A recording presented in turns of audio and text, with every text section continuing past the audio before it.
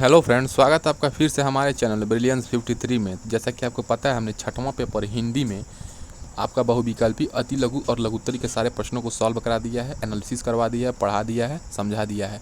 तो जाइए, इस वीडियो के डिस्क्रिप्शन बॉक्स में उसका प्लेलिस्ट का लिंक है और सारे सब्जेक्ट बाल विकास, शिक्षण अधिगम, विज्ञान, गणित सबका प्लेलिस्ट है, वहाँ से जाके पढ़ लीजिए। और टेलीग्राम से जुड़ जाइए, इस वीडियो के डिस्क्रिप्शन बॉक्स में उसका लिंक है टेलीग्राम का। वहाँ से आप लोग हर एक क्लास का PDF और जो भी आपका मॉडल पेपर प्रश्न पत्र है, वो आप लोग वहाँ से डाउनलोड करके प्रैक्टिस कर सकते हैं। तो चलिए, आज के इस वीडियो लेक्चर में हम लोग 2019, 2022, 2023 के प्रश्न पत्रों को एनालिसिस करते हैं, समझते हैं और फर्स्ट सेमेस्टर का आप अच्छे से तैयारी का फ़ायदा उठाइए। ठीक है, सष्टम प्रश्न पत्र आपका हिंदी है। देखिए, आपको ये प्रश्न पत्र आपको एग्जाम में ऐसे ही प्रश्नों को देखने को मिलेगा। ठीक है, देखिए, आपको पता है, मैं बता दूं, नहीं पता है तो 1 घंटा का पेपर होता है आपका हिंदी का। ठीक है, और आपका 25 नंबर का होता है। ठीक है, और 18 क्वेश्चन होता है। ठीक है, देखिए,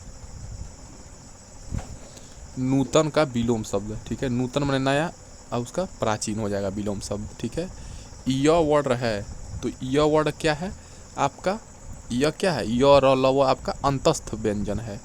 ठीक है, ये सब 1-1 नंबर का प्रश्न रहता है पहले बहुविकल्पी। एग्जाम में फर्स्ट सेमेस्टर में ऐसे ही आएगा आपका क्वेश्चन पेपर। भाषा शिक्षण के अंतर्गत सुलेख से तात्पर्य है। सुलेख मतलब क्या जाएगा, सुंदर लेखन। ठीक है,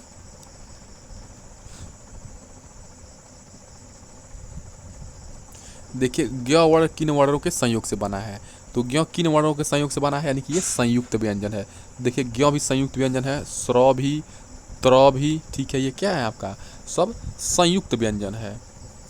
तो ज्ञ किससे बना है, आधा ज और इयों से बना है। तो ऑप्शन नंबर बहुत सही हो जाएगा। ठीक है, देखिए, नेक्स्ट प्रश्न आपके स्क्रीन के सामने, अशुद्ध वर्तनी वाले शब्द का चयन कीजिए।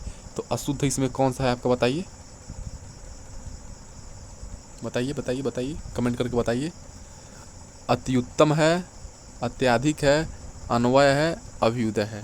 देखिए, अशुद्ध ना होकर के इसमें आपका क्या होगा, शुद्ध वर्तनी होगा। ये ऐसे हटा दीजिए, तो अभ्युदय आपका क्या हो जाएगा, शुद्ध हो जाएगा। देखिए, अति लघु उत्तरी प्रश्न आ गया है। ठीक है, 5 नंबर का वो हो गया, और ये 6 नंबर का ये हो जाएगा। 2 2 4 2 6 नंबर के, 6 5 11 नंबर। तो उपेक्षा और अपेक्षा शब्द का अर्थ लिखिए। ठीक है, जिसके नीचे रेखाएं लगाई गई हो वाक्यांश के लिए क्या होगा, तो जिसके नीचे रेखाएं लगाई गई हो रेखांकित, ऐसे रेखांकित होता है। ठीक है, आकाश शब्द, उसका प्रश्न नंबर 6वां का आप लोग उत्तर कमेंट करिए, बहुत आसान है। उपेक्षा और अपेक्षा का अर्थ बताइए। आकाश शब्द के 4 पर्यायवाची, तो आकाश शब्द के 4 पर्यायवाची क्या हो जाएंगे, व्योम, नभ, अंबर, ये क्या हो जाएंगे, पर्यायवाची हो जाएंगे। ओ और औ किस प्रकार के वर्ण हैं, ये भी मैंने आपको बताया है, बताइए। ठीक है, आप लोग कमेंट करके बताइए। 6वां और 9वां का उत्तर बताइए कमेंट करके। ओ और वो औ क्या होगा, कंठ, ओष्ठ, तालु कौन सा होगा, बताइए। प्रश्न नंबर 10, उसमें व्यंजन कितने हैं लिखिए। ठीक है, तो उसमें व्यंजन आपका कितने हो जाएंगे, चलिए मैं आपको ये बता देता हूँ। उसमें व्यंजन आपका 4, छोटा स, बड़ा स, फिर मूर्धन्य स और ह, ये क्या जाएगा आपका, उसमें व्यंजन हो जाएगा, तो 4 हो जाएंगे। तो संधि एवं संयोग शब्दों का विलोम, तो संधि मतलब जुड़ना, तो जुड़ना का विलोम क्या हो जाएगा, विग्रह। संधि का क्या हो जाएगा, विग्रह हो जाएगा। संधि का विलोम क्या हो जाएगा, विग्रह हो जाएगा। और संयोग का क्या हो जाएगा, वियोग हो जाएगा। ठीक है, संयोग का वियोग हो जाएगा। ठीक है, तो 6 नंबर ये हो गया और 5 नंबर बहुविकल्पी, तो 6 5 11 नंबर और 2 नंबर का ये आपका देखिए 7 प्रश्न लघुत्तरी प्रश्न हो जाएंगे। ठीक है, तो लघुत्तरी प्रश्न कितने होंगे, 7 प्रश्न लघुत्तरी प्रश्न होंगे 2 नंबर के, यानी कि 7 गुणे 2 यानी कि 14 नंबर का आपका लघुत्तरी हो जाएगा। तो 14 नंबर ये और 11 नंबर वो, तो 14 11 कितना हो जाएगा, 25 नंबर हो जाएगा। देखिए, लघुत्तरी प्रश्न 12वां, आँख, अश्व, समुद्र और सूर्य के एक समानार्थक शब्द लिखिए। आँख का क्या जाएगा, नयन, अश्व का घोड़ा, समुद्र का बताइए, सूर्य का भानुभास्कर। प्रश्नवाचक चिन्ह से आप क्या समझते हैं, उदाहरण सहित लिखिए। ये तो सब कोई बता देगा, आप लोग उतने समझदार हैं। अनुलेख एवं श्रुतलेख में क्या अंतर है, देखिए ये भी हमने अपने वीडियोस में बताया है, वहाँ से जाइए पढ़िए। लेखन शिक्षण की विविध विधियाँ कौन कौन सी हैं, पूर्ण विराम एवं अर्ध विराम के 2 उदाहरण दीजिए। ठीक है, देखिए, प्रश्न नंबर 17, हिंदी भाषा में प्रयुक्त होने वाले किन्हीं 4 विराम चिन्हों का नाम लिखिए, उदाहरण सहित स्पष्ट कीजिए। ठीक है, single inverted comma, double inverted comma का लिख दीजिए, चाहे विस्मयादिबोधक लिख दीजिए, प्रश्नवाचक चिन्ह लिख दीजिए, अल्प विराम लिख दीजिए, अर्ध विराम लिख दीजिए, ठीक है, डैश का लिख दीजिए, योजक चिन्ह का, कोई भी शिरोरेखा किसे कहते हैं 2 उदाहरण लिखते हुए समझाइए, ठीक है। तो ऐसे ऐसे प्रश्न आपके फर्स्ट सेमेस्टर में पूछेंगे, लिख लीजिए, ठीक है, ऐसे ऐसे प्रश्न। बस ये वीडियो लाने का एक ही उद्देश्य था कि आप लोग प्रश्न पत्र देख लें और घबराएं ना एग्जाम में।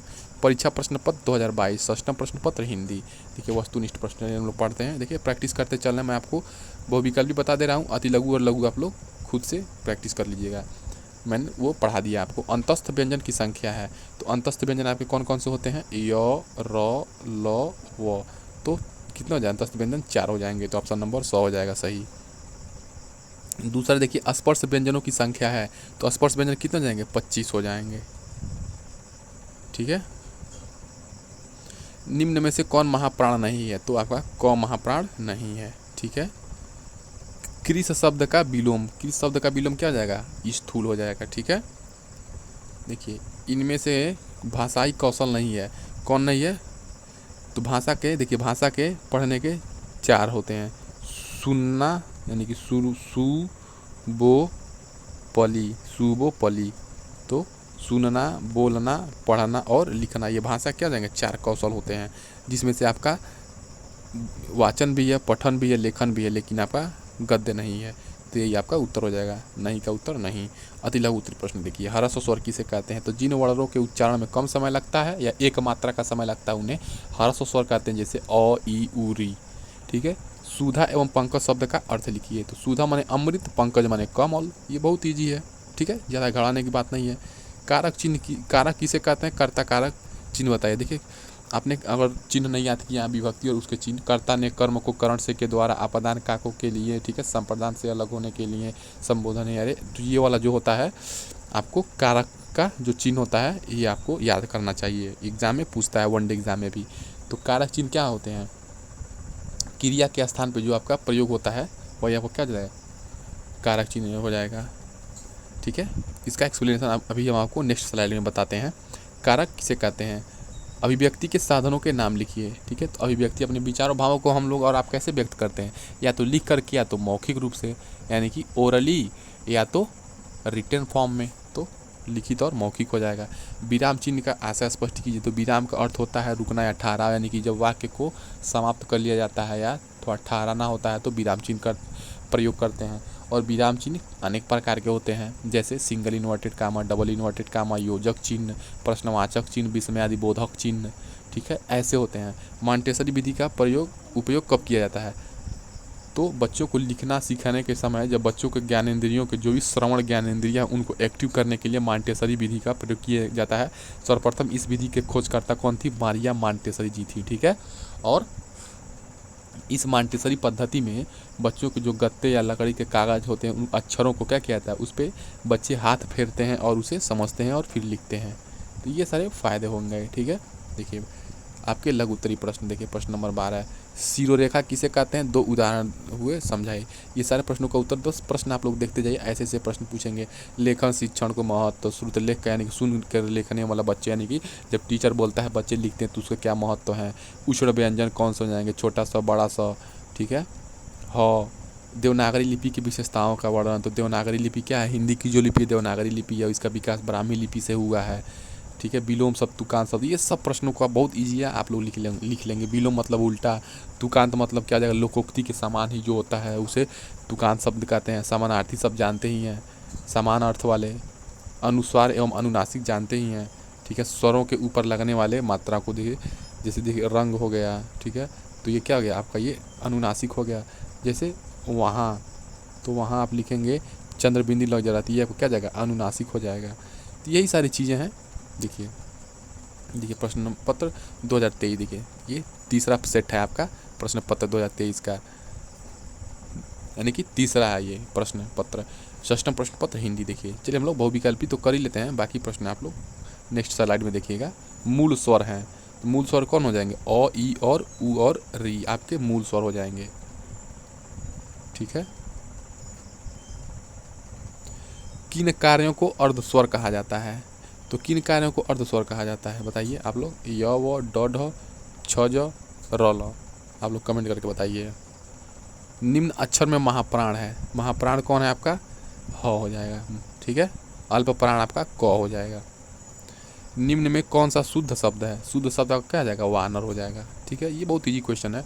जंगम का विलोम शब्द क्या हो जाएगा, तो जंगम का स्थिर हो जाएगा, सॉरी जंगम का क्या हो जाएगा, अस्थावर हो जाएगा, ठीक है। अति लघु उत्तरीय प्रश्न देखिए, स्वराघात किसे कहते हैं, ठीक है। जब किसी शब्द समूह, जब कोई व्यक्ति बोलता है तो किसी शब्द समूह पे उस पर क्या करता है, एक विशेष बल प्रदान करता है, उसे ही स्वराघात कहते हैं। जैसे ओम, तो जो ओम बोल रहे हैं आप, ये ही स्वराघात है। पार्श्विक शब्दों का उदाहरण दीजिए, लिपि को परिभाषित कीजिए। आर्य एवं उन्नति का विलोम शब्द लिखिए, ठीक है। उन्नति का अवनति हो जाएगा, आर्य का बताइए आप लोग। कारक किसे कहते हैं, अपादान कारक का चिन्ह लिखिए। अशुद्ध उच्चारण के कौन कौन से कारण हैं, बच्चे अशुद्ध उच्चारण क्यों करते हैं, क्लास में पढ़ते हैं, ठीक है। कुछ टीचर की गलती होती है, कुछ पढ़ाने वालों की गलती होती है, और कुछ बच्चों के शारीरिक दोष भी होते हैं। अयोगवाह से आप क्या समझते हैं, उदाहरण सही समझाइए। पेस्टाल्जी की रचनात्मक विधि को समझाइए। शिरोरेखा किसे कहते हैं, उदाहरण समझाइए। वर्णों का क्रमशः उच्चारण स्थान लिखिए, ठीक है। ओष्ठकंठ, तालु, मूर्धन्य, ये सारी चीज़ें, कंठोष्ठ, दंतोष्ठ, ये सारी चीज़ें। लिखित अभिव्यक्ति का महत्व लिखिए। वर्णों को लिखते समय क्या क्या सावधानी रही। देखिए ये प्रश्न पत्र मैं आपको बस दिखा रहा हूँ, मॉडल पेपर है, ठीक है। ऐसे ही आपको करना है। देखिए अब आपके सामने देखिए, ये देखिए, ये आपको सॉल्यूशन सहित आ गया हिंदी। पिछली परीक्षा प्रश्न का पत्र हो जाएगा, वस्तुनिष्ठ प्रश्न है। देखिए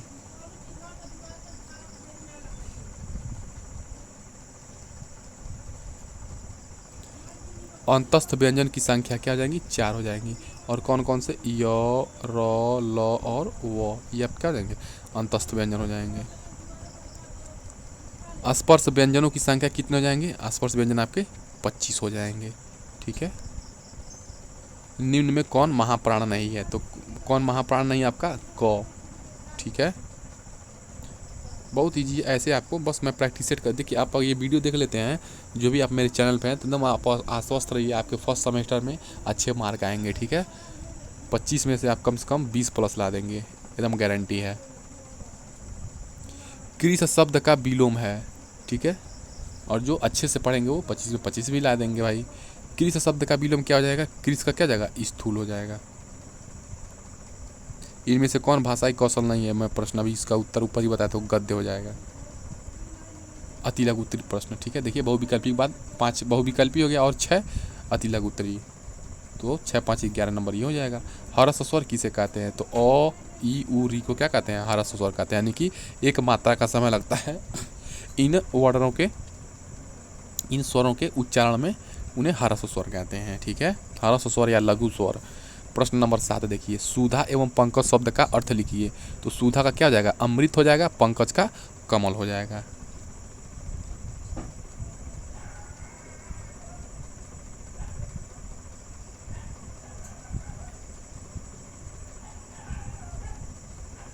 प्रश्न नंबर 8 देखिए, कारक किसे कहते हैं, कर्ता कारक चिन्ह लिखिए।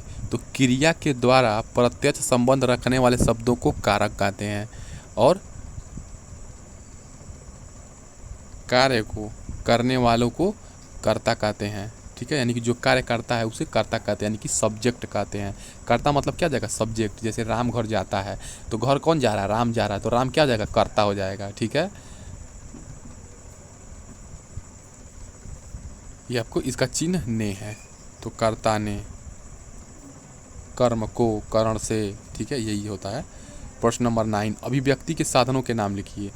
तो अभिव्यक्ति के साधनों के नाम कौन हो जाएंगे, मौखिक एवं लिखित हो जाएंगे, ठीक है। एक्सप्रेशन आप कैसे करते हैं, अपने भाव विचारों को कैसे व्यक्त करते हैं किसी के सामने, अब फ्रेंड्स, फैमिली, या कॉलेज, यूनिवर्सिटी, स्कूल में, या तो मौखिक या तो लिखित। प्रश्न नंबर 10, विराम चिन्ह का आशय स्पष्ट कीजिए, ठीक है। विराम चिन्ह देखिए, विराम का शाब्दिक अर्थ है ठहराव। विराम का मतलब क्या होता है, ठहराव या स्टॉपेज या रुकना। लेखक लिखते समय अपने भावों और विचारों को सुगम और सुबोध बनाने के लिए विराम चिन्हों का प्रयोग करता है। इससे वाक्य रचना और अभिव्यक्ति में स्पष्टता आ जाती है। प्रश्न नंबर 11 देखिए, मॉन्टेसरी विधि का उपयोग कब किया जाता है। तो मॉन्टेसरी विधि का उपयोग कब किया जाता है, देखिए सर्वप्रथम लिखना सिखाने में ज्ञानेंद्रियों का सहयोग लेने वाली विधि जिसमें गत्ते, लकड़ी आदि के कटे अक्षर पर बच्चे उंगली फेरते हैं तथा बाद में लिखते हैं। छोटे बच्चों के लिए यह क्या है, रुचिकर विधि हो जाएगा। तो 6 प्रश्न वो हो गए।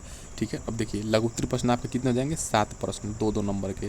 तो 7 दूना 14 नंबर, यानी कि 14 नंबर का आपका लघु उत्तरीय प्रश्न हो जाएगा। ठीक है, लघु उत्तरीय प्रश्न का वेटेज देखिए ज़्यादा है। देखिए 5 नंबर आपका MCQ बहुविकल्पी और 6 नंबर का अति लघु उत्तरीय। तो 6 5 11 हो गया और प्लस 14 नंबर, तो कितना हो गया, 6 5 11 आप 14 आपका 25 नंबर। 25 नंबर का हिंदी पूछता है, समय 1 घंटा। लिखिए घंटे में आराम से। प्रश्न नंबर 12 देखिए आपका लघु उत्तरीय प्रश्न क्या है, शिरोरेखा किसे कहते हैं, 2 उदाहरण देते हुए समझाइए। ठीक है, तो अक्षर का सबसे आवश्यक अंग क्या है, शिरोरेखा है, अतः इसका प्रयोग करना चाहिए क्योंकि शिरोरेखा क्या होता है, शब्दों वर्णों के समूह को बांधे रखती है। जैसे वर्णों के ऊपर लगाई जाने वाली रेखा को क्या कहते हैं, शिरोरेखा कहते हैं। वर्णों के ऊपर जो भी रेखा लगा रहे हैं शिरोरेखा, जिसे मैं लिख रहा हूँ राम। ठीक है, तो ये जो लाइन खींच रहा हूँ यही क्या हो गया, शिरोरेखा हो गया। ठीक है, इतना समझिए। वर्णों पर शिरोरेखा का प्रयोग अवश्य होना चाहिए। अगर बस आप राम लिख के ऐसे छोड़ देंगे तो कैसा लगेगा बताइए। उसी लिंक पे एक लाइन खींच दिया जाता है, इसी को शिरोरेखा कहते हैं। तो शिरोरेखा की लंबाई पूरे वर्ण के, इस पूरे राम वर्ण के दोनों ओर कितना होनी चाहिए, ये दोनों ओर कितना होनी चाहिए, ये दोनों ओर कितना होना चाहिए, ये नहीं कि बढ़ा दे एकदम चला जाए लंदन तक। ठीक है, कितना होना चाहिए, चौड़ाई इसकी 1/3 निकली होनी चाहिए। इस वर्ण के 1/3 भाग इधर होगा, 1/3 भाग इधर निकालना चाहिए। वर्ण बाएं से दाहिने की ओर लिखे जाते हैं, ये तो आपको पता है बाएं। ठीक है, ये आपका लेफ्ट से राइट लिखा जाता है। वर्ण पर शिरोरेखा लगाने के बाद मात्रा लगानी चाहिए, यानी कि पहले लाइन खींच लो उसके बाद मात्रा लगाओ। जैसे मैं लिख रहा हूँ सोम, ठीक है, सोम, तो शाम लिख दीजिए, शिरोरेखा खींच दीजिए, उसके बाद आप मात्रा लगाइए। कहने का मतलब ये है। प्रश्न नंबर 13 देखिए, लेखन शिक्षण के महत्व को स्पष्ट कीजिए। ठीक है, यानी कि लिखने से शिक्षण कैसे देना है वो बताइए। लिखने की शिक्षा के महत्व क्या है। देखिए, लिखने की शिक्षा के प्रमुख महत्व बालक को इस बात की योग्यता प्रदान करना है जिससे कि वह अपनी भावनाओं और अनुभूतियों को लिखकर अपने शब्दों में व्यक्त कर सकें। बच्चे जब क्या होंगे, लिखेंगे बैठ करके, तो उनके अंदर जो भी, मान लीजिए निबंध क्यों लिखा जाता है बच्चों से, क्योंकि उनके अंदर जो भी भाव विचार है उस सब्जेक्ट से रिलेटेड, उस टॉपिक से रिलेटेड, उसको बच्चे लिखेंगे। तो ये लेखन शिक्षण का बहुत इंपॉर्टेंट है। सेकेंड आपका, बालकों को लिखने की शिक्षा देने का एक महत्व यह भी है कि वे लिखते समय यथास्थान समास, ठीक है, जैसे राजा का पुत्र राजपुत्र, इसी को क्या कहते हैं, समास कहते हैं। सामासिक तथा विराम आदि चिन्हों का प्रयोग करके लिख सके। ठीक है, कहाँ पे रुकना है, कहाँ पे विराम चिन्ह लगाना है, कहाँ पे प्रश्नवाचक लगाना है, ये सारी चीज़ों का ज्ञान हो। इसीलिए बच्चों को लेखन शिक्षण करवाया जाता है, यानी कि बच्चों को जो लेखन करते हैं बच्चों में समझाया जाता है और बताया जाता है लिखने को। बालकों ने पढ़कर, सुनकर या मौखिक भाषा के माध्यम से जिन शब्दों का ज्ञान अर्जन कर लिया है, ठीक है, ज्ञान अर्जन कर, यानी कि लैंग्वेज एक्वायर कर लिया है, इसको क्या कहते हैं, लैंग्वेज एक्विजिशन। अगर बालक क्या कर रहा है, किसी भाषा को पढ़ करके या सुन करके मौखिक भाषा से अपने आप में सीख ले रहा है, तो उसको क्या कहते हैं। जैसे हम लोग जब पैदा होते हैं तब हम लोग कोई लैंग्वेज नहीं आता है, तो हम लोग क्या करते हैं, अपने आसपास पास पड़ोस मम्मी पापा जो बोलते हैं उसी को हम लोग क्या करते हैं, धीरे धीरे सुन करके, ठीक है, क्या करते हैं, सीख लेते हैं, अर्जन कर लेते हैं। ठीक है, उसको क्या कहते हैं, लैंग्वेज एक्विजिशन कहते हैं। क्या कहते हैं, भाषा अर्जन कहते हैं। क्या कहते हैं, लैंग्वेज एक्विजिशन, ACQUITION।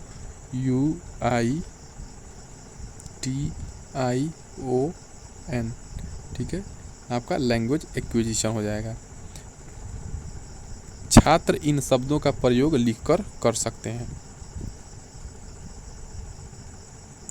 चौथा देखिए, बालकों ने जिस ज्ञान को सीखकर प्राप्त कर लिया है उन्हें लिखित भाषा का ज्ञान कराकर उस ज्ञान को सुव्यवस्थित तारतम्य रूप से प्रस्तुत करने की शिक्षा प्रदान करना। बच्चों को सुंदर, स्पष्ट तथा आकर्षक ढंग से लिखने की शिक्षा देना। अस्थायी साहित्य सृजन की शिक्षा प्रदान करना। ये सारी चीज़ें हो जाएंगी। देखिए नेक्स्ट प्रश्न आपका 2 नंबर का है। सब प्रश्न जो भी लघुत्तरीय होगा। श्रुतलेख का अर्थ एवं महत्व बताइए। तो यह साधन प्राथमिक कक्षाओं में प्रयुक्त होता है, यानी कि प्राइमरी बच्चों में। प्रतिलिपि के पश्चात आपका अनुलिपि आता है, अनुलिपि के पश्चात आपका श्रुत लेखन का क्रम आता है, यानी कि पहले प्रतिलिपि, प्रतिलिपि के बाद अनुलिपि, अनुलिपि के बाद श्रुत लेखन। प्राथमिक कक्षाओं में श्रुत लेख को ही शुद्ध लेख माना जाता है, यानी कि बच्चे जब प्राथमिक कक्षाओं में होते हैं तो वो सुन करके लिखते हैं, टीचर बोलता है तो उसे ही शुद्ध लेख माना जाता है। ठीक है, देख देख के तो कोई भी लिख लेगा बच्चा, लेकिन उन्हें जब बोला जाए लिख लें तो वो शुद्ध माना जाता है। श्रुत लेख अर्थात सुना हुआ लेख। इसमें अध्यापक क्या करता है, बोलता है और छात्र सुनकर बोली हुई सामग्री को लिखता है। श्रुत लेख में सुंदर लेख का तो महत्व होता ही है, किंतु इसके साथ ही साथ भाषा की शुद्धता का भी महत्व होता है। श्रुत लेख का उद्देश्य छात्रों की श्रवणेंद्रिय को प्रशिक्षित करना है, ताकि वह भाषा के शुद्ध रूप को सावधानी से सुन सकें। छात्रों की लिखाई अथवा लेख में सुडौलता के साथ साथ स्पष्टता का अभ्यास, लिखाई में गति लाना तथा एकाग्रचित्तता लाना श्रुत लेख का प्रमुख उद्देश्य है। इस विधि के द्वारा छात्र के हाथ, कान और कान और मस्तिष्क की क्रियाओं के संतुलन स्थापित किया जाता है, उसकी स्मरण शक्ति का विकास किया जाता है। इसके साथ ही सुनकर भाव ग्रहण करने का भी अभ्यास कराया जाता है। वर्तनी की शिक्षा भी इसका प्रमुख उद्देश्य है श्रुत लेख का। ठीक है, ये सारे उद्देश्य हो गए। 2 नंबर में आप लोग इतना ही लिखिएगा, ज़्यादा नहीं लिखिएगा। प्रश्न नंबर 15, उसमें व्यंजन किसे कहते हैं, उनके नाम लिखिए। देखिए जो अति लघुत्तरी है, कुछ तो प्रश्नों का मान लीजिए डायरेक्ट आप लोग ज़रा बढ़ा के नहीं लिख सकते हैं, लेकिन लघुत्तरी प्रश्न कम से कम 1 पेज का जाए। जैसे उसमें व्यंजन किसे कहते हैं, इसमें आप ज़्यादा बना के नहीं लिख सकते, ये बड़ा नहीं जा सकता है। ठीक है, कुछ प्रश्न होते हैं, जैसे इसके पहले श्रुत लेख था, वो आपका 1 पेज में जा सकता है। लिखेंगे आप तो उसमें अच्छा कंटेंट, आप जितना अच्छा कंटेंट देंगे आपको 2 में 2 नंबर एग्जामिनर देगा। उसमें व्यंजन, जिन वर्णों के उच्चारण में हवा मुख से रगड़ खाती हुई धीरे धीरे बाहर निकलती है, उन्हें उष्म संघर्षी व्यंजन कहते हैं। जैसे छोटा स, बड़ा स और मूर्धन्य स और ह। प्रश्न नंबर 16 देखिए, देवनागरी लिपि की विशेषताओं का उल्लेख कीजिए। देखिए हिंदी की लिपि देवनागरी लिपि है, तो जो मैं आपको ये हिंदी पढ़ा रहा हूँ इसकी लिपि देवनागरी लिपि है। ठीक है, और इसका विकास कहाँ से हुआ है, तो ब्राह्मी, इसका विकास ब्राह्मी लिपि से हुआ है। ठीक है, यानी कि देवनागरी लिपि कहाँ से विकसित हुई है, ब्राह्मी लिपि से। ठीक है, और देवनागरी लिपि से हिंदी हो गई है। वर्तमान जो हम लोग हिंदी पढ़ते हैं उसी को ब्राह्मी का विकसित रूप ही पढ़ते हैं, ये हम लोग देवनागरी लिपि करते हैं। या तो देवनागरी लिपि कहिए या तो ब्राह्मी का विकसित रूप देवनागरी कहिए, बात एक ही हुआ। समय समय पर देवनागरी लिपि में नई नई ध्वनियाँ और उनके लिए नए नए चिन्ह का बना लिए जाते हैं। जैसे जो पहले आपका क्या किया था, जो झ होता है, झरना वाला झ कैसे बनता था, झरना वाला झ आपका पहले ऐसे बनता था, मैं बताता हूँ, तो बाद में सुधार हुआ, तो इसीलिए बहुत विकसित है। झरना वाला झ आपका ऐसे बनता था, ये आपका झ था। ठीक है, मैं ऐसे लिख दूँ तो समझ जाएंगे क्या आपका क्या लिखा है, झूम, ये क्या लिखा है, झूम लिखा है। लेकिन ये जो झ है आप लोग नहीं पढ़े हैं, तो इसका विकास हुआ, तो ये झ कैसे हो गया, तो ये झ आपका ऐसे हो गया, ये झ ऐसे हो गया। ठीक है, यही विकास हुआ है देवनागरी लिपि का, इसीलिए संसार का सबसे शुद्ध और विकसित वर्णमाला माना जाता है देवनागरी लिपि। ठीक है, यही कारण है कि आज हमारी वर्णमाला एवं लिपि संसार की सबसे विकसित वर्णमाला और लिपि मानी जाती है। स्पष्टता और व्यंजकता में, ठीक है, स्पष्टता यानी कि क्लैरिटी और व्यंजकता में अन्य दूसरी कोई लिपि इसकी तुलना नहीं कर सकती। आप हिंदी को जितना शुद्ध से शुद्ध आप लोग उच्चारण कर सकते हैं कर लीजिए, और सारी लैंग्वेज, सबसे शुद्ध भाषा तो संस्कृत है, लेकिन संस्कृत के बाद हिंदी है। संस्कृत, उसके बाद हिंदी, मराठी और नेपाली भाषाएं क्या हुई हैं, इसी लिपि में लिखी जाती है, यानी कि देवनागरी लिपि में ही लिखी जाती हैं। ठीक है, इसीलिए हिंदी हमारा सारे भाषाओं की क्या है, सर्वोच्चम है, सर्वोत्तम मानी जाती है। ठीक है, संस्कृत तो है ही है, संस्कृत तो शुद्ध और परिष्कृत और परिमार्जित है ही, लेकिन उसके बाद आपका हिंदी आता है, क्योंकि हिंदी भी आप देवनागरी लिपि से हुआ है विकास, और देवनागरी लिपि इन सबका विकास किया है। संस्कृत, हिंदी, मराठी और नेपाली, ठीक है, इसी लिपि में लिखी जाती हैं, यानी कि सबसे पहले देवनागरी लिपि था। बंगला और गुजराती लिपियाँ इससे काफ़ी मिलती जुलती हैं, तो जो बंगला है और गुजराती लिपि हैं इससे मिलती जुलती हैं। गुरुमुखी मुंडा, कैंथी आदि लिपियां भी देवनागरी लिपि से ही विकसित हुई हैं। ठीक है, ये सारी चीज़ें थी देवनागरी लिपि की। देखिए प्रश्न नंबर 70 देखिए, देखिए 2-2 नंबर का है ये सब। विलोम, तुकांत एवं समानार्थी शब्दों के आशय को उदाहरण सहित समझाइए। देखिए इसका उत्तर हो जाएगा विलोम शब्द। तो जो शब्द परस्पर विपरीत अर्थ प्रकट करते हैं उन्हें विलोम शब्द कहते हैं। जैसे धनी निर्धन, प्रकाश अंधकार आदि, ये सब आपका क्या जाएंगे, विलोम शब्द हो जाएंगे। ठीक है, धनी का गरीब यानी कि निर्धन, प्रकाश का लाइट यानी कि डार्कनेस यानी कि अंधकार। तो इसमें क्या समझना है, अपोजिट शब्दों में। तुकांत शब्द, तुकांत वाक्य यद्यपि लोकोक्तियों का ही एक रूप है। तो तुकांत शब्द कहिए चाहे लोकोक्ति का एक रूप कहिए, बात बराबर। अंतर मात्र इतना है, ठीक है, मेन डिफरेंस क्या है इसके बीच में, तो इसके वाक्य में तुकबंदी होती है। ठीक है, तुक ताल जो नहीं कहते हैं, तुकबंदी होती है। प्रयोग में दोनों एक समान होते हैं। ठीक है, लोकोक्ति या, ठीक है, ये लोकोक्ति या तुकांत एक ही शब्द होते हैं, समान, इनके उच्चारण क्या होते हैं, समान ही होते हैं। इनका प्रयोग भाषा को अधिक तर्क संगत, ठीक है, अधिक तर्क संगत एवं प्रभावी बनाना, यानी कि इफेक्टिव बनाना।